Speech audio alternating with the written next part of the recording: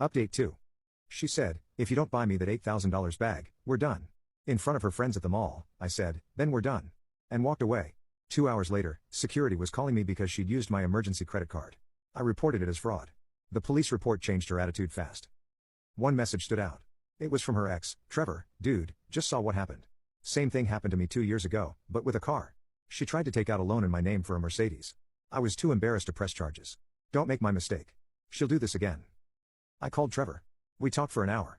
Turns out Brianna has a pattern. 1. Date guys with stable jobs. 2. Gradually escalate gift demands. 3. When refused, attempt theft. 4. Play victim when caught. 5. Get parents to bail her out. 6. Repeat. Trevor gave me his lawyer's info and said he'd testify if needed about her pattern of behavior.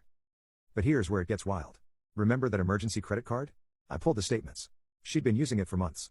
Small purchases I hadn't noticed, $50 here, $100 there.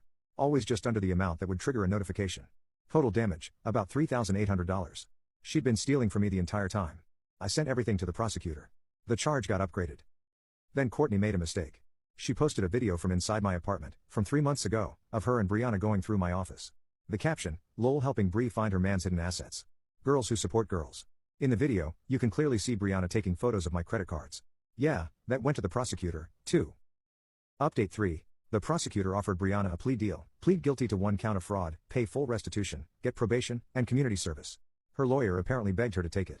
She refused. She wanted a trial because she was convinced a jury would see that love makes people do crazy things and I was the real villain. But while preparing for trial, came out. Jenna cracked. Apparently, the police had been investigating her for involvement, and she panicked. She showed up at the station with her lawyer and spilled everything. The @BougiOnaBudget Instagram? It was a guide. They were literally teaching other women how to identify marks, men with stable income and low self-esteem, gradually gain access to financial information, make purchases that looked authorized, gaslight when caught. They had a private group chat with 47 members called Bag Ladies where they shared tips and victories. Brianna was apparently the president of this little fraud club. Some highlights from the chat that Jenna provided. Just convinced Mike that spending $5K on my birthday is normal. He actually apologized for questioning it. Pro tip, take pictures of his cards when he's sleeping. He'll never know. If they threaten to leave over money, they don't really love you anyway. The prosecutor was basically salivating. This wasn't just fraud anymore. This was organized crime. But Brianna's biggest mistake was yet to come.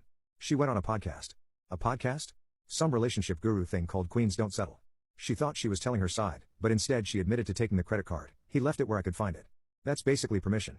Admitted to the previous purchases. I was testing if he really loved me.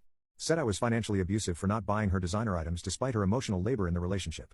Claimed she was a victim of the patriarchy. The host, to her credit, looked increasingly uncomfortable and ended the interview early. She also sent me the raw recording, where Brianna, thinking the mics were off, said, I should have